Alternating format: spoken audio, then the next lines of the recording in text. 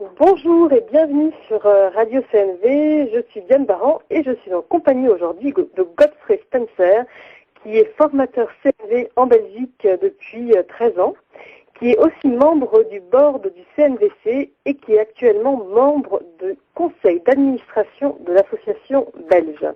Et Godfrey œuvre aussi à la Commission européenne, à la Banque centrale européenne et pour transmettre la CNV, et a aussi une grande passion pour le travail au Sénégal, pour rapprocher le gouvernement sénégalais et les rebelles casamançais. Et il travaille aussi en Inde pour transmettre la CNV auprès du plus grand nombre. Bonjour Godfrey. Bonjour Diane. Comment tu vas? Je suis très content d'être avec toi et j'espère qu'on n'entend pas que j'ai eu un rhume. On n'entend pas que tu as un rhume. En tout cas, moi, j'entends pas que tu as un rhume. Donc, voilà, très bien. Je suis très heureux. Voilà. Super. Bon, écoute, on vient de se voir il n'y a pas longtemps. Il y a une dizaine de jours, on était ensemble au Luxembourg avec environ 85 participants où on a... ou en tout cas, voilà, on était à un stage intensif de communication non violente pendant 10 jours et où tu as été l'un des facilitateurs. Et voilà, donc ça a été un grand moment pour beaucoup d'entre nous. Et voilà, je me demandais, est-ce que tu peux nous en parler un peu plus, surtout pour les personnes qui ne connaissent pas cette expérience? L'expérience de ce que nous appelons l'IIT, la formation internationale intensive, est généralement une expérience inoubliable pour les participants.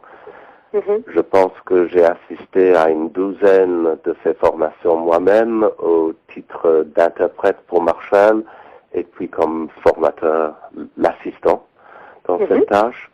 Et je pense que c'est un moment où, parce qu'il y a beaucoup de personnes ensemble qui essayent de focaliser leur attention sur les besoins et moins sur leur stratégie préférée, c'est une formation qui change les vies, comme ça a changé la mienne. Et je pense que les gens qui en sortent se félicitent d'avoir fait ce chemin avec d'autres pour œuvrer pour plus d'humanité, plus d'harmonie, plus d'entente à l'intérieur d'eux-mêmes et dans le monde. Super. Ouais, c'est vraiment une expérience très forte et très transformatrice aussi, qui nous... Voilà, moi j'ai fait mon premier IIT il y a 13 ans avec Marshall Rosenberg, et c'est vraiment cette expérience qui m'a donné envie de poursuivre et de vouloir installer en fait la CNV comme un art de vivre en fait. Voilà, c'est ça. C'est cette notion d'installer un art de vivre qui est tellement clé dans l'histoire des participants.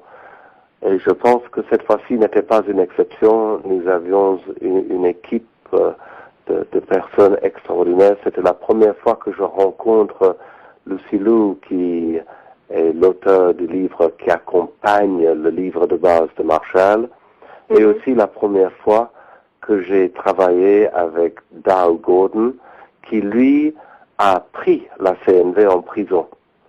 Qui a appris la CNV en prison, oui, c'est ça. Et par la suite, même en prison, il a communiqué la CNV à des détenus et a œuvré à ce qu'il appelle la libération intérieure. Il dit le béton et l'acier, ça c'est effectivement une forme de prison, mais la plupart des détenus sont beaucoup plus en souffrance à cause de leur emprisonnement dans leur tête. Et il a pu se libérer, lui, par la méditation, et puis encore mieux se libérer par l'accès à la communication non violente qu'il a apprise par Lucy Liu.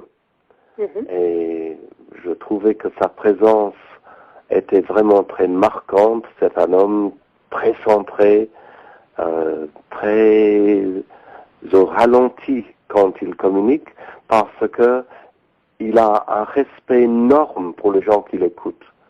Et il a envie que ce soit facile de suivre ce qu'il a à dire.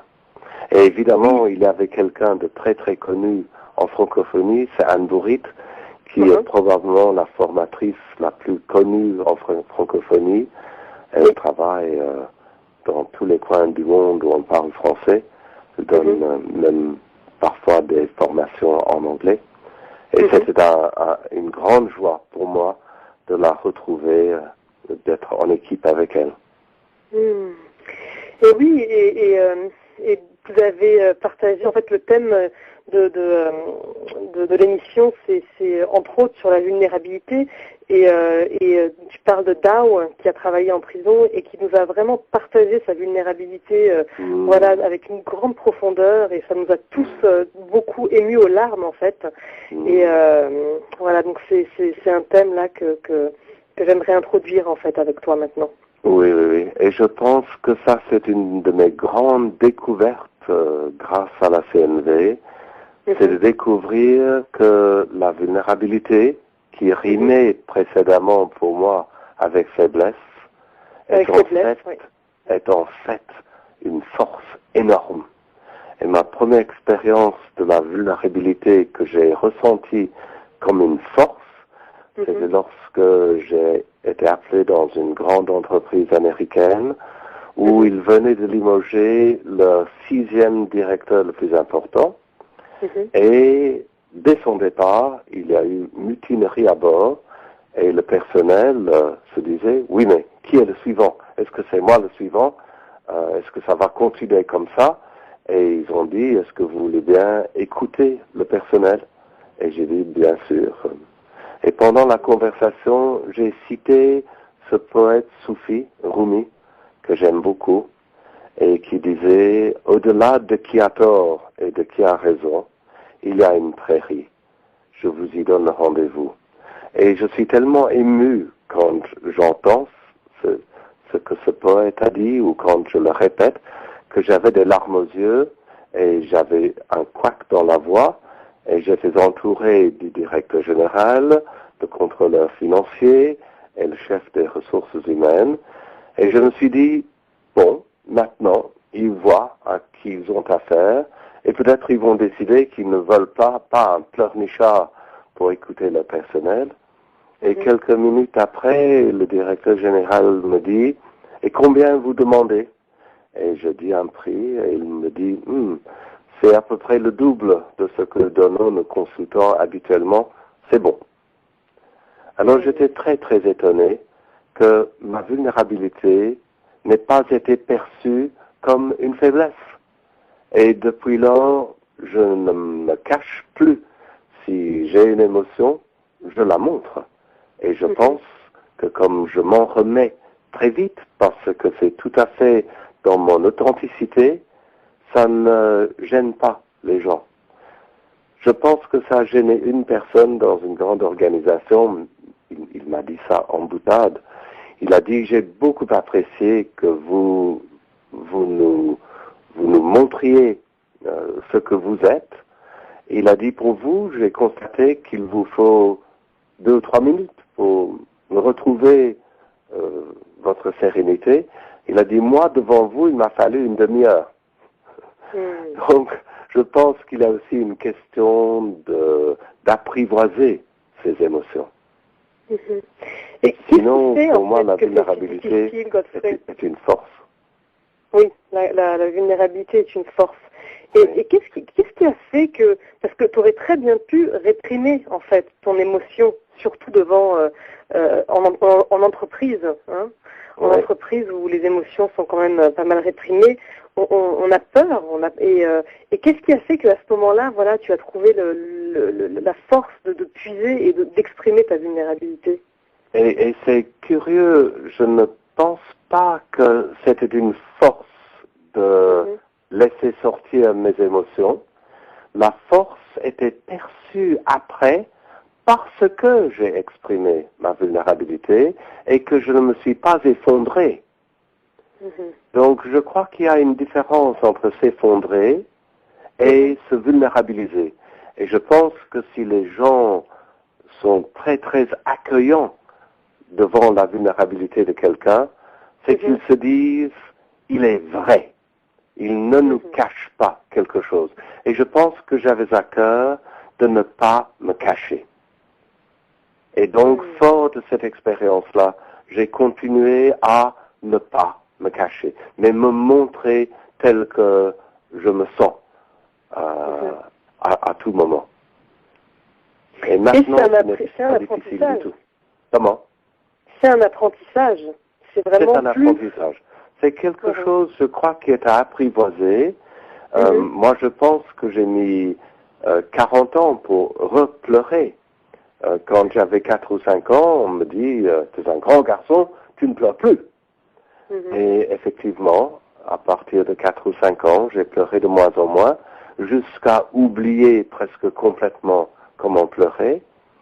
Et puis, quand j'ai rencontré Marshall, il m'a dit, moi j'ai envie de vivre dans un monde où les gens pleurent tout le temps. Que ce soit la larme de joie, ou la larme de tristesse, ou la larme de contrariété, moi j'ai envie de vivre dans ce monde-là. Et il n'est pas seul à vouloir ça. J'ai un ami qui fait des émissions de télévision à Londres, et il lui dit, j'adore être en la compagnie de gens dont les yeux sont mouillés. Et je pense qu'il y a quelque chose de tellement touchant, de tellement vrai. Ce n'est pas toujours le cas. Je me souviens d'une dame, une africaine, qui, quand j'ai pleuré dans un séminaire, m'a dit, ah ça non, pas de larmes, hein, pas nous manipuler avec des larmes. Donc, tout le monde n'est pas prêt à recevoir des larmes. Et j'espère que depuis 10 ans, elle aura cheminé et qu'elle sera maintenant dans l'accueil, dans l'acceptation des larmes. Et comment tu as fait, comment faire quand justement on exprime sa vulnérabilité et qu'on n'est pas accueilli là-dedans? C'est là pour moi où il y a beaucoup de souffrance et beaucoup de douleur parce que et qu'on ferme notre cœur. C'est que quand on n'est pas accueilli en fait là-dedans. Oui. Moi, je ne ferme pas mon cœur si mes larmes ne sont pas accueillies, et je constate en même temps que mes larmes constituent une difficulté encore pour certaines personnes. Et donc, si c'est en entreprise, par exemple, je ne déborde pas. Il y a des larmes qui viennent dans mes yeux, et je ne sais pas toujours si ces larmes sont vues ou pas. Il y a la gorge qui se resserre, et je pense que ça s'entend. Et puis, les gens sont avec leurs difficultés, et je ne prends pas ça contre moi. Donc, si quelqu'un a de la difficulté à recevoir mes larmes, bien, je lui donne de l'empathie pour ça. Et je ne me vois pas moindre parce que j'ai pleuré. C'est vraiment comme si toi, déjà, tu t'acceptes et tu t'accueilles dans cette vulnérabilité, peu importe ce que les autres vont dire. Oui, et je pense que ça fait son chemin. Si moi, je ne dis pas, oh, excusez-moi, je n'aurais pas dû pleurer, ce que je ne dis jamais. Si moi, j'accepte mes larmes, et puis je me retrouve dans ma sérénité quelques minutes après, je pense que les gens apprennent par là. Et se disent, tiens, voilà un homme âgé qui pleure, il ne s'effondre pas, quelques minutes après, il est comme avant, il passe à autre chose, il rit même. Donc, c'est juste que ça fait partie de toute la gamme des émotions. Et je pense que ce qui arrive, ou ce qui arrivait quand je fermais les larmes, c'est que je me fermais à la joie. Et je pense que ça nous arrive à tous, que si on se dit non, je ne vais pas me montrer vulnérable là, je veux me montrer fort, eh bien, il y a beaucoup de belles émotions dont on se prive, parce que la fermeture ne peut pas se faire seulement par la moitié désagréable. On ferme ou on ouvre, et c'est tout ou rien. Et pour moi, ça conduit à cet état que nous appelons être un gentil mort vivant. Être un gentil mort-vivant. Voilà. Et je pense qu'on vit tellement de personnes autour de nous qui sont encore des gentils morts-vivants parce que ils ne se donnent pas la permission de pleurer, de rire. Il ne faut pas gêner. Et Georges Moustaki a chanté une très belle chanson sur les gentils morts-vivants. Je la connais pas. Je ne connais pas. Bien, je te recommande d'aller chercher ça. C'est une très belle chanson qui fait les éloges de la vitalité dans la vie et de vivre la vie. Larmes comprises. Larmes comprises. Et c'est vrai que je t'ai vu plusieurs fois, en fait, Godfrey, avec les larmes aux yeux. Tu parles de quelque chose, tu vis tellement les choses que voilà, l'émotion, elle jaillit de toi. Et ce que je voulais te dire, c'est que pour moi, ça m'a donné à plusieurs reprises comme une autorisation de te voir, voilà, de te voir pleurer, de te voir exprimer ta vulnérabilité devant une centaine de personnes comme ça, et avec tellement de quelque chose de voilà, de serein quelque part, où moi, ça m'a vraiment donné l'autorisation et la permission aussi. Et moi, mon grand espoir, et je me sens très ému en te parlant là, c'est de voir des chefs d'entreprise qui oseront le risque de montrer la larme. Et je pense que ça viendra, il faudra le temps, mais imagine être un membre du personnel avec un chef d'entreprise qui ose ses larmes. Ça va changer le monde. Ouais. Ça, c'est un changement social dont je rêve. Un leader qui est dans la confiance qu'il peut se montrer tel qu'il est. C'est ça. Et j'aimerais que les directeurs d'école pleurent devant les profs, que les profs pleurent devant les élèves, etc. Pour moi, on vivrait dans un autre monde à ce moment-là. C'est vraiment ce monde, un monde plus humain, un monde d'humanité que tu vois là. Dans les monde où je ne mets pas un couvercle, une chape de béton sur mon cœur. Et je pense que les cœurs vivent physiquement en meilleure santé quand les larmes sont libres.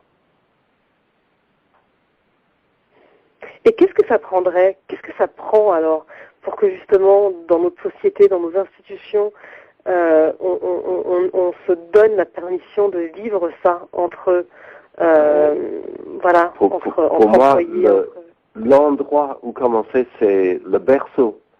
C'est que le bébé dans le berceau voit sa maman qui pleure, voit son papa qui pleure. Et quand lui pleure, à l'âge de 4 ou 5 ans, on ne va jamais lui dire « Non, non, ne pleure pas. Tu es un grand garçon maintenant. » On ne va plus lui dire ça. Ça va commencer au berceau. Ça va commencer avec des gens qui ont fait la communication non violente ou d'autres arts de vivre semblables et qui ne vont plus se cacher. Ils ne vont plus avoir peur de pleurer. Et les enfants vont voir cela, ils vont introduire cela dans leur vie et ils ne feront pas l'objet de moqueries à l'école parce qu'ils pleurent, parce que tout le monde va pleurer. Parce que c'est bien. Moi, j'adore ce petit livre de Aletta Solter, que peut-être tu connais, Cris et pleure des enfants. J'en ai entendu parler, oui. C'est un livre autant pour les adultes que pour les enfants. Tu peux répéter le titre? Oui, c'est Cris et pleure des enfants. Cris et pleure des enfants. Oui. Et c'est pas Aletta, A-L-E-T-H-A, Aletta Solter, S-O-L-T-E-R. T-E-R. C'est une Suissesse qui s'est expatriée aux États-Unis. Mais je crois qu'elle donne beaucoup de séminaires. D'accord. Et moi, j'adore l'histoire qu'elle raconte. Elle est avec un enfant bas âge. Elle dit ne jamais distraire, punir, récompenser un enfant qui pleure, mais être avec l'enfant. Donc c'est notre définition de l'empathie, pratiquement. Elle prend le bébé sur ses genoux, elle le regarde dans les yeux, et au moment où le bébé se rend compte qu'elle le regarde intensément, il hurle. Je pense qu'elle raconte dans son histoire qu'elle le garde sur ses genoux en pleurs pendant 1 heure et demie. Et l'avantage de cet accueil-là, c'est que quand elle l'a déposé, il a joué comme s'il n'avait jamais pleuré. Donc tout a coulé librement. Et donc ça l'a soulagé. Parce que dans les larmes, il y a une composante du stress. Et donc ça nous soulage chimiquement aussi de pleurer. Ah non, c'est un petit bijou, ce livre. Donc tu le recommanderais pour tous les parents et autres? Ah ça oui, pour tous les chefs d'entreprise surtout. Pour tous les chefs d'entreprise. Cris et pleurs du personnel. Cris et pleurs du personnel. Il faudrait même un bureau, tu sais, créer un bureau dans les entreprises où voilà, chacun puisse non, pas un bureau. Il faut open space. C'est un bureau où tout le monde voit tout le monde qui pleure. Voilà. Mais il faut juste investir dans les mouchoirs en papier. Il faut juste investir dans les mouchoirs en papier, c'est vrai. Alors toi, tu œuvres pas mal dans les entreprises aussi. Oui. Et est-ce que tu vois un changement à ce niveau-là? Je vois un changement dans le comportement individuel des gens et ce n'est pas encore devenu institutionnalisé pour moi. Mais je vois du bonheur chez les gens qui adoptent cet art de vivre et qui sont accueillis dans leur société, dans leur département, comme un être humain à part entier, avec qui on peut tout partager. Et les gens, au lieu de travailler par obligation et avec une énergie de peur, travaillent avec l'élan d'un être humain qui a la conscience qu'il travaille pour satisfaire des besoins. Des besoins chez lui et des besoins chez les clients, des besoins chez les pairs, les besoins chez les gens de la hiérarchie, et ça fait une autre ambiance et une autre énergie. Moi, je vois en moi que si je fais quelque chose par obligation, il y a une grande fuite d'énergie. Et si je peux m'arrêter une seconde et me sonder et dire, quel est le besoin que je comble en faisant ce que je fais, c'est comme si je suis réénergisé. Alors c'est extraordinaire cette conscience. C'est non seulement une conscience qui nous permet de mieux nous entendre, c'est une conscience qui nous permet d'être plus productifs. J'ai travaillé dans une banque pendant 18 mois et le système c'était 2 jours de cours pour un groupe de 10 ou 12 et puis 10 fois, une fois par mois, une supervision d'une demi-journée. À la fin de ces 18 mois, cette petite banque a posé sa candidature pour un prix parce que non seulement l'ambiance s'était améliorée dans les services, mais la banque était plus rentable. Elle gagnait mieux sa vie qu'avant. Après 18 mois d'application. Après 18 mois.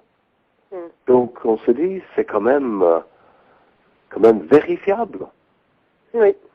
Que quand les gens travaillent par élan, sachant quels sont leurs besoins qui sont comblés et les besoins d'autres qui sont comblés, eh bien, il y a plus d'énergie, il y a plus de production, et il y a plus d'attention. Donc la qualité est meilleure aussi. Bien sûr. Non, je pense que la communication fondée sur les besoins a un avenir immense devant elle. Et oui, on le voit maintenant, la CNV qui grandit de plus en plus et qui évolue. Et comment est-ce que toi tu perçois l'évolution de la CNV depuis le début en fait? Comment a évolué la CNV? Je pense qu'au début, je voyais quelque chose qui intéressait certains individus. Et maintenant, ce que je constate, c'est que des grandes institutions se disent, il y a quelque chose là pour nous, parce que nous, on a envie de vivre un monde du travail plus humaniste. Et je vois ça dans les universités, je vois ça dans les entreprises, et ce n'est pas parce que je suis humaniste que je produis moins ou moins bien. Et avec cette conscience-là, les gens vont au travail avec plaisir. Oui. Il y a des titres de séminaires où j'attrape des boutons parce que je vois un séminaire qui s'appelle l'équilibre vie-travail.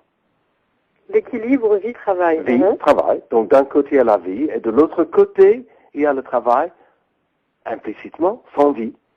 C'est comme si on arrive au boulot avec son vélo et sa vie, et on laisse le vélo et la vie dans le porte-vélo, et on entre avec son masque de fonction. On fonctionne toute la journée, mort, vivant, et on sort le soir et on récupère son vélo et sa vie. Et pour moi, les institutions et les entreprises qui fonctionnent le mieux sont des entreprises où chaque individu faisant partie de l'entreprise vit sa vie pleinement au sein de l'entreprise. Ça veut dire quoi, vivre sa vie pleinement au sein de l'entreprise? Pour moi, vivre sa vie pleinement, c'est vivre sa vie à partir de la conscience que je travaille pour moi. Je ne travaille pas pour gagner de l'argent, je ne travaille pas pour faire gagner de l'argent à quelqu'un d'autre, je ne travaille pas seulement pour rendre service aux clients, je travaille parce que je suis nourri, moi, par mon travail. Ça nourrit mon besoin de contribution. Ça nourrit mon besoin de réalisation. Ça nourrit mon besoin de collaboration. Et tout cela, c'est à l'intérieur de moi. Et chaque fois que j'en prends conscience, il y a quelque chose de magnifique qui se passe. Je reçois de l'énergie. Je me souviens d'un IIT que j'ai fait avec Marshall dans le sud de la France. Et j'étais à la fois interprète et formateur. Marshall commençait des consultations avant le petit déjeuner, vers 7h30. Je l'interprétais. Il continuait à parler aux gens pendant le petit déjeuner, je l'interprétais. Et puis, il y avait les sessions le matin, que j'interprétais, le déjeuner où j'interprétais. Et l'après-midi, Marshall faisait une sieste et je devenais formateur. Et puis, il revenait, donnait encore une session avant le souper. Au souper, je l'interprétais, comme à la session avant le souper. Et puis, vers 8h30, il commençait ses consultations privées. Et je l'interprétais. Et je me souviens un soir, on reçoit un coup de fil de sa compagne qui me dit, Godfrey, s'il te plaît, ne laisse pas travailler Marshall tard, il n'a pas la force pour faire cela. Et j'ai dit oui. J'ai transmis le message à Marshall et tous les soirs, on travaillait jusqu'à vers 1h, 1h30. Ce qui fait que moi, je dormais 5h30, 6h. Et le dernier jour, après 9 jours de ce rythme-là, j'ai célébré le fait que je n'étais pas fatigué. Et quelqu'un dans l'assistance a dit, Godfrey, quand on est connecté à ses besoins, on n'a pas besoin de dormir. Et j'ai adoré entendre ça. Il est évident que c'est une exagération. Toujours est-il que je n'étais pas fatigué le dernier jour et je n'ai pas eu de contre-coup ni la semaine d'après, ni 2 semaines après. C'était juste magnifique d'être ressourcé par la connexion à mes profondeurs qui donnait l'énergie qu'il fallait, non seulement pour la durée de l'IIT, mais aussi pour ma vie après. Et j'entends aussi, c'est qu'il y avait vraiment une joie à contribuer. Et que cette joie, du coup, elle te donnait de l'énergie. À contribuer. Et je crois que si un travailleur n'a pas la joie de contribuer parce qu'il est conscient des besoins qu'il nourrit chez lui et chez les autres, il s'épuise. Il s'épuise, oui. C'est sûr. Quand il n'y a pas de sens, quand il n'y a pas de joie, c'est vrai que c'est plus un fardeau, en fait. Le travail devient un fardeau qu'une joie. Je pense que le besoin de sens, c'est un des besoins les plus importants. J'ai l'impression que tant que mon travail nourrit mon besoin de sens, moi, je suis nourri en retour d'énergie pour faire ce que je fais. Ouais. C'est ça, le besoin de sens au travail. Et à quel point... besoin de sens partout dans sa vie. Besoin de sens si on est maman ou papa ou... Voilà, enfant à l'école. Samedi prochain, j'anime 1 heure au Forum Démocratie où les gens viennent pour savoir comment aider un apprenant à apprendre. Et de nouveau, la clé, c'est l'élan. C'est l'élan du transmetteur de maths, de langues étrangères, de géographie, de je ne sais pas quoi, et aussi l'élan de l'apprenant, de l'enfant qui a envie d'apprendre. Et je pense que le sens est au cœur de cela. Je n'oublierai jamais cette histoire d'un petit garçon américain, un petit garçon noir, il avait 8 ans, je crois. Le prof sort de la classe et le petit garçon court derrière et attrape le coin de son veston et dit « Monsieur, les maths, c'est votre problème? C'est votre problème? Parce que c'est pas mon problème du tout. » Et voilà, un apprenant non motivé. Et donc, je crois que c'est là où il faut jouer. C'est là où il faut regarder la vie de l'apprenant et lui montrer peut-être dans sa vie, il compte des choses. Il multiplie des choses, il divise. Et à partir de là, ça devient un jeu. Et ça devient un jeu qui est fondé sur l'élan. Qui est fondé sur l'élan. Et en même temps, actuellement, voilà, dans le système éducatif, ce qu'on voit, c'est beaucoup d'enseignants qui n'ont pas cet élan et beaucoup d'élèves qui n'ont pas de sens aussi à ce qu'ils apprennent. Ouais. Alors, pour moi, les professeurs et les élèves perdent leur temps si l'élan est absent. Si le professeur donne son cours par obligation, il peut dire oui, mais j'ai appris ça, c'est la seule chose que je sais faire, je n'aime pas faire ça. Et si l'élève dit j'aime pas apprendre, mais si je n'apprends pas, je serai puni, on a un professeur punissable, on a l'élève punissable, et il y a beaucoup moins d'apprentissage et beaucoup de dépenses énergétiques pour rien. C'est clair. C'est dommage. Hein? C'est dommage. Oui. Et je pense que là, la CNV a encore une contribution gigantesque à faire dans le domaine de l'apprentissage. À la fois celui qui transmet et celui qui apprend pour la première fois. En étant vraiment pleinement relié à ses besoins. Oui, en étant pleinement relié à ses besoins. Tu l'as dit. Parce que relié pleinement à ses besoins, c'est ce ressourcement permanent en énergie et en même temps que d'autres besoins sont nourris, le besoin de sens est nourri. Et donc l'apprenant fait ce qui a du sens pour lui. On m'a raconté l'autre jour, une petite fille, je pense qu'elle a 8-9 ans, elle est bilingue, français-anglais, et les cours d'allemand ont commencé. Et au lieu de se dire « Oh, encore quelque chose à apprendre », elle est toute enthousiasmée et elle fait de cela un jeu dans la voiture au retour de l'école avec sa grand-mère et son frère. Donc on joue à apprendre l'allemand dans la voiture. Imagine la joie engendrée en elle, en son frère, en la grand-mère, à jouer ce jeu d'apprendre l'allemand. Je me dis, ça amène le sourire aux lèvres. Et on se dit, si tout était un jeu, quelque chose de formidable que d'être à l'école.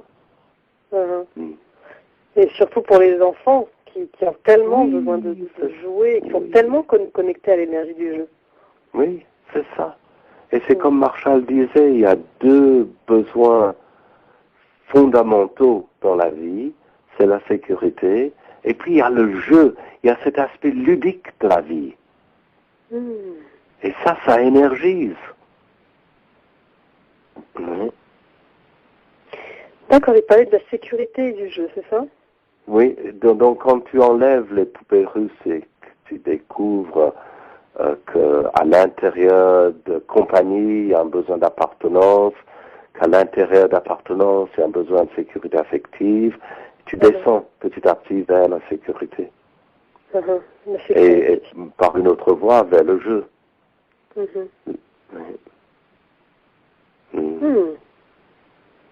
J'avais entendu qu'il parlait beaucoup de deux besoins qui sont la contribution, de contribuer au monde, de contribuer à embellir la vie, et aussi d'autonomie. Je l'avais beaucoup entendu parler de ces deux besoins.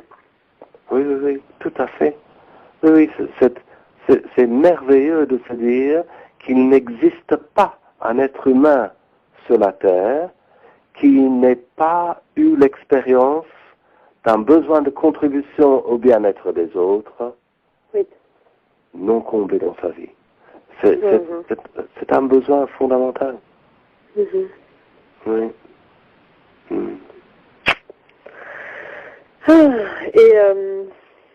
Et tu m'as parlé aussi de la CNV dans la relation de couple, en fait. Oui. Moi, je trouve que ça, c'est aussi un thème que je voulais aborder avec toi et voir, voilà. C'est un endroit passionnant. Oui, c'est un domaine passionnant. C'est un endroit passionnant parce que les enfants vivent cette relation-là. Et si la relation est vécue dans la conscience des besoins, l'enfant acquiert la conscience des besoins aussi. Et pour moi, nos conflits sont surtout autour de ce à quoi je tiens comme stratégie, comme façon de faire. Et moi, je vois les gens qui ne nouent pas le lacet comme moi je les noue, et ils ont tort. Donc, la manière de ranger les couteaux, les fourchettes, les tasses, etc. La manière de faire le lit, la manière de ranger sa chambre. Et pour moi, si le couple peut prendre conscience que la partenaire ne fait jamais qu'une chose, toute sa vie, comme tous les êtres humains, le partenaire et la partenaire essayent de faire de son mieux pour combler ses besoins. Et donc, en cas de conflit, le conflit est toujours autour de quelque chose à faire d'une autre manière, de quelque chose à dire, à ne pas dire, de quelque chose à acheter ou ne pas acheter. Et puis, si on pouvait tout de suite se dire, ah, tiens, c'est intéressant. Nous sommes en conflit autour d'une stratégie préférée. Donc, nous pouvons en sortir en voyant quels sont les besoins non attachés qui sous-tendent ces stratégies préférées. Et comme ça, tous les deux sont libres et heureux. Et oui, c'est ça, c'est vraiment quand on sort en fait de la stratégie, on sort ce soir, on sort pas ce soir, et qu'on peut vraiment aller identifier les besoins derrière chacune des stratégies, c'est là où vraiment on sort en fait de cet emprisonnement au sein des relations. L'emprisonnement à obtenir ce que je veux. Ça, c'est une belle prison, obtenir ce que je veux. Et je me dis que si effectivement, à propos de sortir ce soir, ne pas sortir ce soir, nous pouvons découvrir les besoins de part et d'autre, nous pouvons les prioriser et décider ensemble quel est le besoin que nous comblons ce soir et à quel moment allons-nous faire quelque chose pour nourrir cet autre besoin. Oui. Et comme ça, tous les besoins sont pris en compte selon leur importance et leur urgence. Et si jamais mon besoin très très urgent n'est pas un besoin qui est urgent pour toi, mais tu n'es pas un besoin. Je peux toujours combler tous mes besoins moi-même ou avec l'un ou l'autre des 8 milliards que nous sommes. Et je n'ai pas envie de mettre ma compagne sous pression en disant, toi, il est écrit que toi, tu vas nourrir mes besoins de telle façon. Et ça, c'est très dommageable pour le couple. L'image que j'aime bien là, c'est d'imaginer que ma femme est une boule en caoutchouc que je serre entre mes deux mains.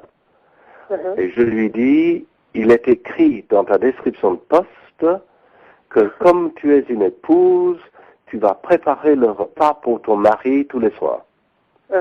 Et donc, je la mets sous pression tellement qu'elle devient toute petite, toute dense et tout à fait inaccessible. Alors, je peux me demander quelles sont les chances qu'elle ait envie de nourrir mes besoins derrière préparer le repas, si elle est toute petite, toute dure, toute inaccessible comme ça. Et le mari verra bien, ou moi, je verrai bien que si je m'occupe de mes besoins moi-même, au lieu d'avoir cette attente que quelqu'un d'autre va s'occuper de mes besoins, j'enlève la pression. Et maintenant, ma femme est en expansion devant moi. Elle me regarde et elle dit, ah, tiens, moi j'ai l'élan de contribuer à satisfaire un besoin chez toi. Alors que quand elle est toute petite, toute sous pression comme ça, il n'y a pas de place pour l'autre. La conscience des besoins ouvre tellement quelque chose. Et en même temps, je vois à quel point cette déprogrammation de sortir de la stratégie pour aller identifier derrière chaque stratégie, par exemple, est-ce qu'on achète ce mois-ci ou l'autre, est-ce qu'on va voir les beaux-parents pour Noël ou pas, est-ce que on prend les vacances, donc derrière toute cette intendance en fait au quotidien qui nous prend, on y croit tellement en fait, et ça prend vraiment un travail de déconditionnement pour aller décoder les besoins derrière les stratégies. Et que c'est vraiment un chemin qui peut être long. Oui. Et je ne sais pas si c'est à notre portée, vraiment. J'ai adoré un moment quand une partenaire de Marshall lui a dit « Tu es le pire chacal de la Terre » après 35 ans de communication non violente. J'ai adoré ça. Je me sentais moins seul. Donc je ne pense pas que nous allons avoir 8 milliards de girafes. Ça, c'est une illusion. Mais nous allons avoir de plus en plus de gens, et peut-être un jour ce sera 8 milliards, qui auront la conscience que les besoins sont plus propices pour créer la relation que argumenter pour gagner une discussion sur la stratégie à mettre en œuvre. Ça va changer le monde. Clairement. Et moi, je vois tellement que si les gens peuvent se dire, il y a un problème, et ne pas dire, j'ai été conditionné à trouver une solution. Ça, c'est mortel, parce que si je suis bon en défense de mes solutions préférées, les gens autour de moi vont dire oui. Et c'est seulement demain ou la semaine prochaine qu'ils vont commencer à dire non. Et à ce moment-là, la relation sera réparée. Il y aura discorde. Alors que la CNV nous dit, il y a un problème, c'est parfait. On laisse le problème de côté et on s'occupe de l'établissement d'une relation de qualité avant d'aborder la solution au problème. Et donc, dans des groupes de 2, de 3, de 4, de 5, que sais-je, on discute pour découvrir quels sont nos besoins autour de ce problème ou d'une éventuelle solution. Et on constate que quelque chose dans la relation se détend et tout le monde, à un moment donné, est disposé, même avide, d'envisager une solution. Et ce sera une solution contre toile de fond de besoins qui ont été clairement exprimés. Et le besoin va pouvoir être nourri à partir de cette solution chez tout le monde. Alors une solution qui nourrit les besoins de tout le monde est une solution qui va tenir dans la durée. Alors qu'un jour, j'assistais à une réunion entre producteurs de pétrole à Alger. Ils ont commencé la réunion à 9 heures. Et à minuit, ma tête est tombée dans le micro et je suis retourné à l'hôtel. La réunion a continué avec de moins en moins de participants jusqu'à 6 heures du matin, jusqu'à obtenir par la force une décision unanime. Mais il n'y avait presque plus personne. C'était une farce. Le communiqué de presse a été publié, décision unanime de la part des pays producteurs de pétrole, et la réparation des relations a commencé presque tout de suite, dans beaucoup d'amertume, beaucoup d'agressivité, parce qu'on n'a pas d'abord établi des relations de qualité avant d'envisager la solution. Donc, pour moi, si j'entends le mot problème, j'ai envie de crier haut et fort, établissons une relation de qualité d'abord. Et la solution viendra de tout le monde qui sera bénéficiaire de cette relation de qualité. Que ce soit dans les relations couple, parents-enfants, que ce soit, peu importe tous les rôles, les étiquettes qu'on a, c'est vraiment l'établissement de cette qualité de relation qui fait qu'ensuite on peut trouver de la créativité et qui nourrit tous les besoins en fait. Je me souviens d'un cas que Marshall a souvent cité, un couple où il y avait le chéquier. Et monsieur avait un chéquier et madame avait un chéquier sur le même compte. Et à un moment donné, monsieur était très fâché à retirer le chéquier de son épouse. Donc, manu militari. Et la discussion était d'abord à propos des besoins. Besoin de dignité humaine, besoin d'autonomie, et chacun reflétant les besoins de l'autre. Et Marshall a dit, ça a mis longtemps. Établir la relation de qualité, ça a pris longtemps entre l'époux et l'épouse. Trouver une solution pour la manière de gérer l'argent, ça c'était une question de minutes. Mais ce qui était en profondeur, c'était le mari qui reconnaissait la beauté des aspirations de sa femme, et la femme, au lieu de voir son mari comme un monstre, reconnaître en lui la beauté de ses besoins. Et ça fait l'inter-relation. Et puis, très facilement, avec beaucoup d'élan des deux côtés, ils ont trouvé une solution pour l'argent. Oui, tu dis en fait que la solution, elle est rapide lorsque les besoins sont identifiés, mais aussi entendus de l'un et de l'autre, et aussi reformulés. Entendu et reformulé, c'est vraiment ça. Quand je suis devant un soi-disant ennemi, mettons l'époux et l'épouse, c'est très difficile d'écouter. Si je reformule, ça montre à l'autre personne que j'ai écouté. Et comme dit Thich Nhat Hanh, une fois que l'on commence à comprendre son ennemi, il n'y a plus d'ennemi. C'est fini. C'est une fois qu'on commence à comprendre les besoins de l'autre, il n'y a plus d'ennemis. Voilà. C'est tout à fait ça. Est-ce que tu dirais que l'outil de la reformulation, c'est un outil vraiment important dans la relation de couple? la reformulation seulement des besoins, pas la reformulation de tout le récit. Je pense qu'il est important, s'il n'y a pas de médiateur là, dans le cas que raconte Marshall, Marshall était le médiateur.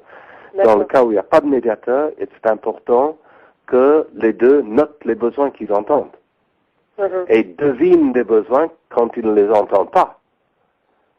Alors comment faire quand il n'y a pas de médiateur, justement? Quel petit conseil tu pourrais donner au couple? Le conseil que je donnerais, c'est que chaque membre du couple devienne très, très familier des besoins. Et les besoins qui répondent aux critères des besoins. Les besoins qui sont universels. Donc, chérie n'est pas un besoin. Les besoins qui sont non attachés à une personne en particulier. Donc, j'ai besoin que tu reviennes pour 7h30 le soir pour souper. Ça, c'est pas un besoin. Et c'est intéressant de découvrir quel est le besoin là. Besoin d'appartenance, besoin de faire le meilleur usage de son énergie. Il y a toute une série. Non attaché non plus à un objet. Une maison, une voiture, un manteau, c'est pas un besoin. Il y a des besoins qui sous-tendent ces stratégies préférées. Et ce n'est pas attaché non plus à une action. J'ai besoin que tu ailles me chercher un verre d'eau, par exemple. Et puis, j'aime bien le résumé comme critère de tous ces critères-là, c'est un besoin peut être comblé de 36 000 façons différentes. C'est bon de se dire ça. Quand on veut quelque chose en particulier, de se dire 36 000 façons différentes. Et mon besoin peut être comblé par l'un ou l'autre de n'importe lequel des 8 milliards que nous sommes qui peuplent la Terre. Et oui, ça libère, ça, de savoir que c'est pas juste mon mari ou ma femme qui peut nourrir mes besoins, mais vraiment de voir qu'il y a plein d'autres manières et que du coup, ça met un peu d'espace dans la relation aussi. Oui, et c'est ça, je pense, le travail insidieux de la description de fonction du mari et de la femme. S'il y a une description de poste, il va y avoir pression.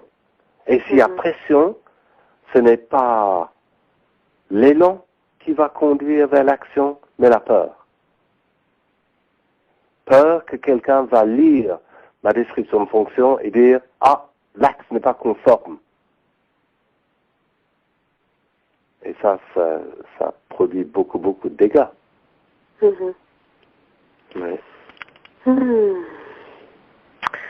Donc, apprendre à vraiment identifier les besoins derrière les stratégies et de pouvoir les reformuler aussi à l'un et à l'autre. Et que ces besoins soient des vrais besoins, des besoins qui ne sont pas attachés ni à quelqu'un en particulier, ni à quelque chose en particulier, ni à des actions. Et pour moi, c'est là toute la subtilité aussi de la communication non violente. C'est que souvent on confond encore beaucoup les stratégies et les besoins. Beaucoup. Et je pense que ce qui est bon, si on va finir un cycle observation, sentiment, besoin, demande, c'est de s'imaginer qu'au moment où je formule devant l'autre une demande, j'ai 4 solutions de rechange qui n'impliquent pas du tout l'autre pour combler mon besoin. Ça donne cette certitude que je ne mets pas l'autre sous pression. Parce que si je mets l'autre sous pression, l'autre va envoyer une facture. Peut-être à moi, peut-être à lui-même, et ça jouera sur sa santé. Ou peut-être il enverra la facture à quelqu'un d'autre. Mais il n'y a pas de justice là-dedans. En tout cas, j'aime beaucoup cette idée avant d'utiliser le processus de l'OSBD, d'avoir, comme tu dis, 4 solutions de rechange, en fait, pour vraiment voir que, on confond pas le besoin et la stratégie, en fait. Oui. Que l'autre n'est pas un besoin. Non, l'autre n'est pas un besoin. Merci. Écoute, je vois que l'heure tourne et puis je voulais encore te poser une dernière question en fait par rapport au changement social parce que je sais que tu fais beaucoup de travail au Sénégal et que tu travailles justement à rapprocher le gouvernement sénégalais et les rebelles casamançais et j'étais curieuse d'en savoir plus en fait. Pour moi, tout se joue au niveau de l'image d'ennemi. Tant qu'il y a image d'ennemi, que ce soit d'un rebelle par rapport à un autre rebelle, il ne va pas y avoir progrès. Et tant qu'il y a image d'ennemi, soit par les membres du gouvernement envers les rebelles ou les rebelles envers le gouvernement, il ne va pas y avoir progrès. Et il est absolument essentiel de passer au stade dont parle Tishtatan, le stade où je commence à comprendre mon ennemi. Et en termes de CNV, c'est admettre que celui que j'ai pris pour un ennemi est un être humain qui fait de son mieux pour nourrir ses besoins. Et une fois que je suis là, je peux négocier n'importe quelle solution. Et la difficulté pour le moment, c'est les habitudes prises depuis 33 ans. Et donc, j'ai l'espoir qu'il y aura au mois de décembre encore une petite ouverture qui fait que les images... Comment tu fais pour justement rapprocher en fait ces deux parties? Est-ce que tu fais des médiations? Est-ce que c'est comment ça se passe? Nous sommes au stade de la médiation entre rebelles. Ça existe déjà. Et ça, c'est très très beau quand un groupe rebelle qui n'est pas d'accord avec un autre groupe rebelle peut voir le premier groupe comme des êtres humains. Et le travail que nous faisons au niveau du gouvernement, c'est de faire le même travail que tout être humain est un être humain et pas un rebelle ou un officiel. Et nous avons l'espoir que, chemin faisant, nous allons arriver au stade où il y aura suffisamment d'entente entre les rebelles pour qu'une délégation rebelle unie puisse venir négocier avec le gouvernement. D'accord. Donc c'est vraiment, ça se fait pas à part. Ça se fait vraiment pour un cheminement très progressif en fait. Oui, très progressif. Il y a quand même pas seulement 33 ans de souffrance là derrière, mais toute la souffrance intertribale entre colonies et colonisateurs, toutes ces souffrances-là sont présentes. Oui. Et ben, en tout cas, merci pour ce travail auprès de... C'est avec beaucoup d'élan. Ce n'est pas du tout obligatoire. Bien sûr. Ouais, c'est clair. C'est vraiment, tu me partageais à quel point c'était une passion pour toi de voir ces gens accéder à plus de conscience. Vraiment, c'est ça. Voilà. Et, Diane, merci de m'avoir invité à être... Oui, et une dernière question. Est-ce que toi, tu aimerais exprimer un message, une vision, ou qu'est-ce que tu aimerais dire en fait en dernier? Ce que moi j'aimerais dire, c'est que je nous invite à rester bien humbles devant la conscience des besoins. Nous avons entre 10 et 30 000 ans de conditionnement et que ce ne sera pas demain la veille où nous agirons seulement à partir de la satisfaction de nos besoins. Nous allons souvent glisser dans la confusion entre besoins et stratégie. Et mon invitation, c'est que tout le monde qui s'intéresse à la communication non violente regarde bien les critères qui font qu'un besoin est un besoin. Oui, je crois que c'est ça, c'est vraiment le socle de la puissance de la communication non violente qui repose sur la conscience de ces besoins et qui ne sont jamais des stratégies. Et ça prend du temps. Merci beaucoup, Godfrey, pour ton temps, ton énergie que tu as, même malgré ton rhume. Et bon travail pour peaufiner l'enregistrement. Voilà. J'ai pas compris que quoi? J'ai dit bon travail pour peaufiner l'enregistrement. Oui, merci. Je vais Voilà. prendre le temps là. Et puis, je te souhaite, de continuer à œuvrer, en tout cas, à transmettre cette conscience un peu plus chaque jour. Et à très bientôt. Merci beaucoup. Merci. Allez. Tu peux rester en ligne. Je vais. Ah d'accord. je vais Okay. Alors je ne peux pas rester en ligne moi parce que je suis attendu. Donc je vais vite t'embrasser et te dire toute ma reconnaissance d'avoir mis cette possibilité à ma disposition. Et je sais que l'enregistrement servira à la cause. Oui, merci beaucoup. Merci Godfrey. À bientôt alors. Allez, bientôt. Bonne soirée. Au revoir. Au revoir.